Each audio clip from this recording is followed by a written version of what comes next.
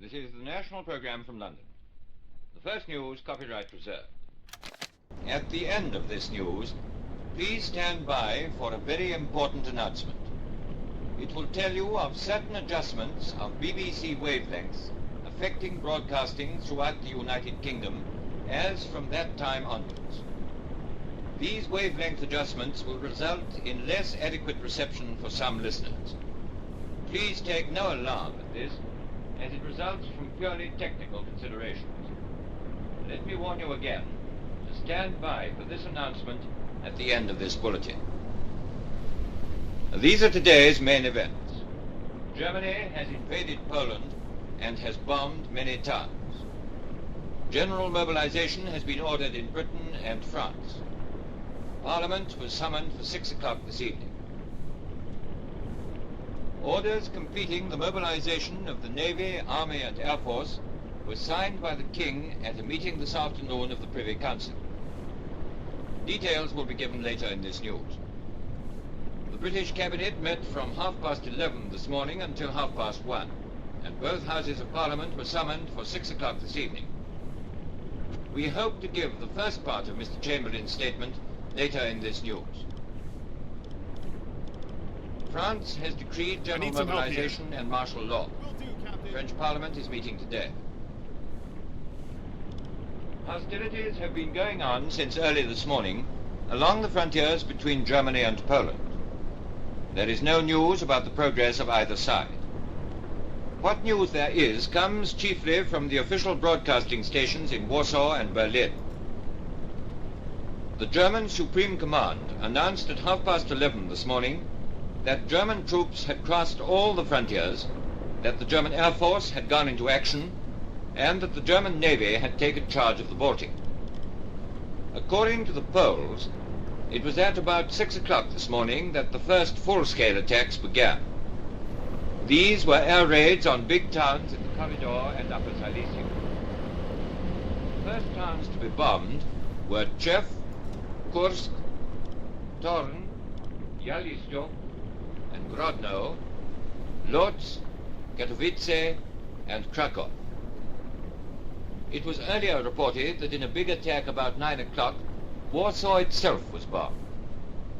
Late this afternoon, messages were received in London official circles saying that no bombing had taken place up till noon. The Polish wireless this afternoon reported that it had been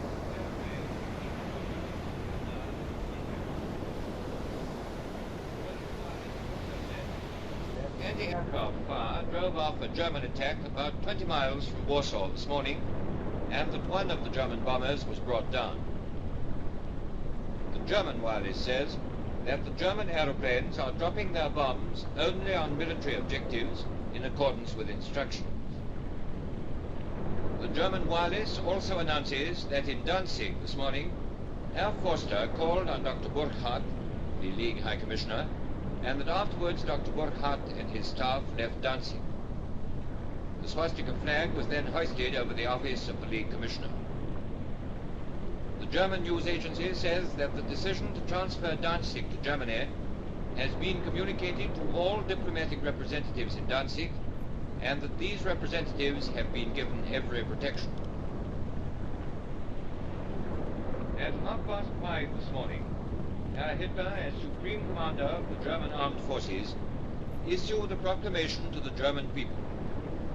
It began by repeating allegations against the Poles and continued, "From now on, I have no other choice than to meet force with force. The Germans will fight the battle for the honor and vital rights of reborn Germany with hard determination." A little later, Herr Forster, the Danzig Nazi leader, issued a proclamation uniting Danzig with Germany. He immediately sent a message to Herr Hitler asking him to agree to this proclamation. Herr Hitler replied, "I accept the proclamation. The law reuniting Danzig with the Reich is ratified forthwith." The people of Danzig were then told that their Führer Adolf Hitler had freed them. It is stated in London on the highest authority that if the proclamation of Herr Hitler should mean, as it would seem to mean, that Germany has declared war on Poland, Great Britain and France are inflexibly determined to fulfill to their uttermost their obligations to the Polish government. The Polish ambassador in Berlin formally conveyed to the German government this morning Poland's intention to resist aggression with all her forces and to defend her honor and independence. President Moshitsky of Poland broadcast the following proclamation to the Polish nation today. Early this morning, Germany launched an attack on the Polish state. In this historic moment, I appeal to all our citizens Torpedo in Tube 1 maintained. That the nation will, in defense of its freedom, independence, and honor, rally round the Supreme Commander of the Armed Forces and give a proper reply to the German aggressor as it has so often done in the past. The whole nation, conscious that the blessing of the Almighty rests on its fight for a sacred and just cause, and united in the army, will take up the struggle until victory is complete. The Reichstag met in Berlin this morning. Herr Hitler, alleging in his speech that Poland had refused the German proposals, said that last night the Poles were fighting on German territory, and that since 5:45 this morning the Germans had been shooting back. He added, "Every bomb will be answered with bombs. Whoever fights with poison gas will be fought with poison gas. This fight, no matter against whom it is fought, will be fought until we have secured our rights. Today, the German army is the strongest and best armed force in the world. I have given my Air Force instructions to confine themselves to military objectives in their attacks on Poland." Herr Hitler Torpedo in Italy, Tube 2 maintained. who he said had supported Germany all the time, but said he would not appeal to foreign help now, as the Germans would act by themselves. Referring to Russia, he said that the pact excluded any use of force between Russia and Germany for the whole future.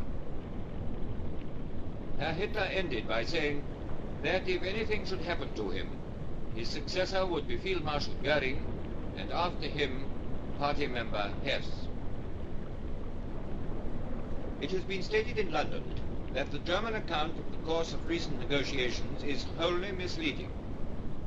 On the 29th of August, that is last Tuesday, the German Chancellor informed the British ambassador that he expected a Polish plenipotentiary to appear in Berlin by the following day, that is Wednesday, with full powers to negotiate a settlement.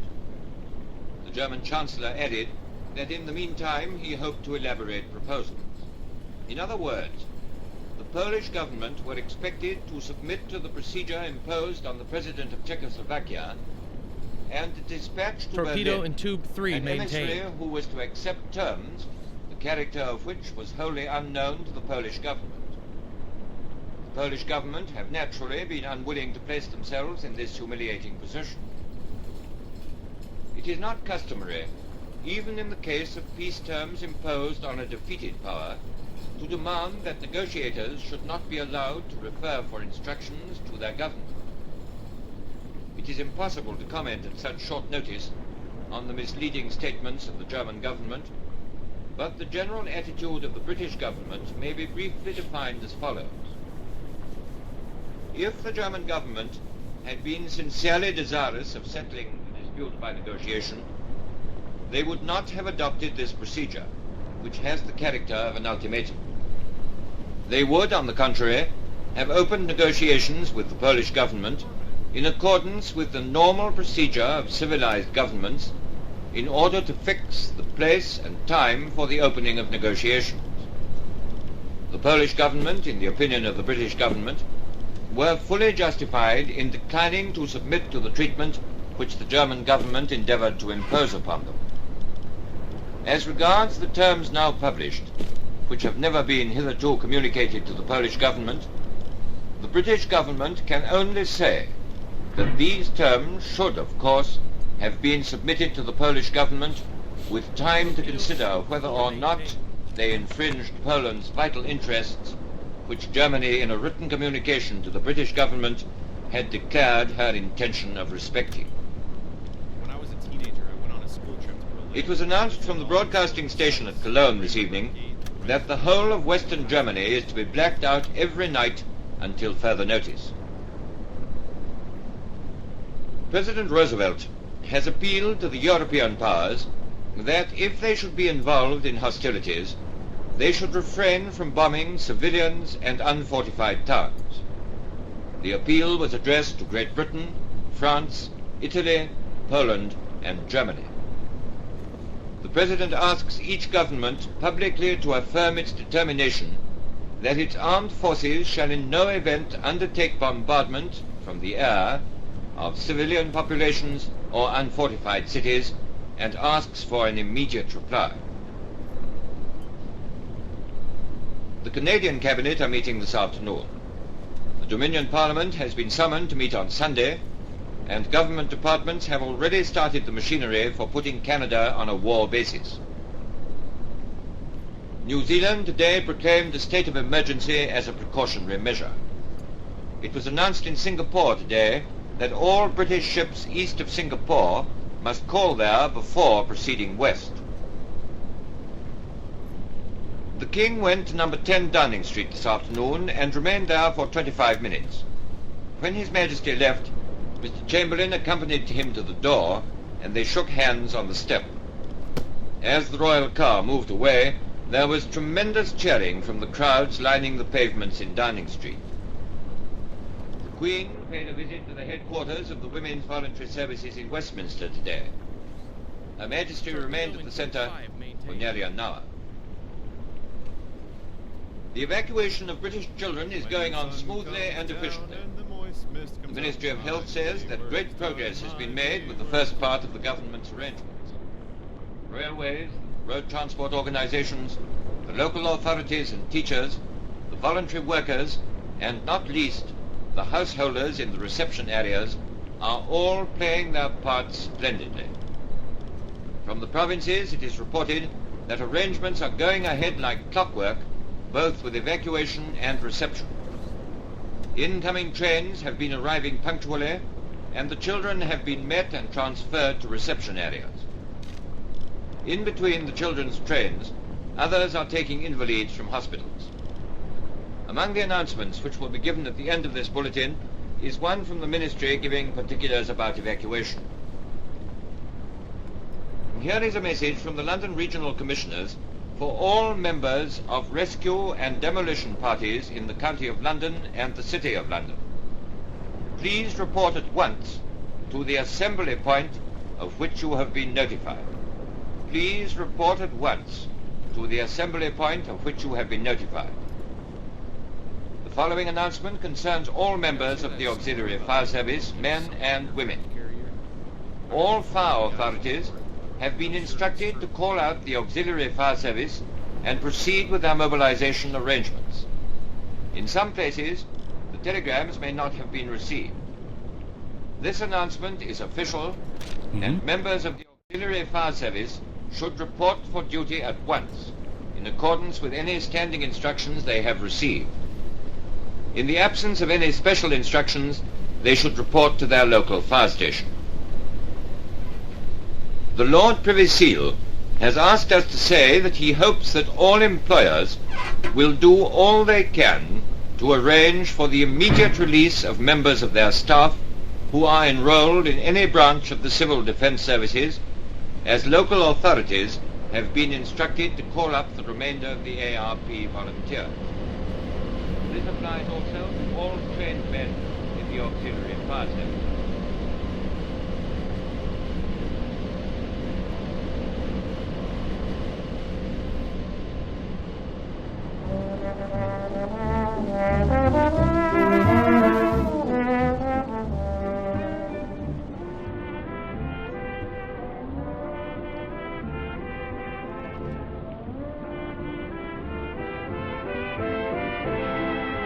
I never thought I'd get used to the constant motion of the boat.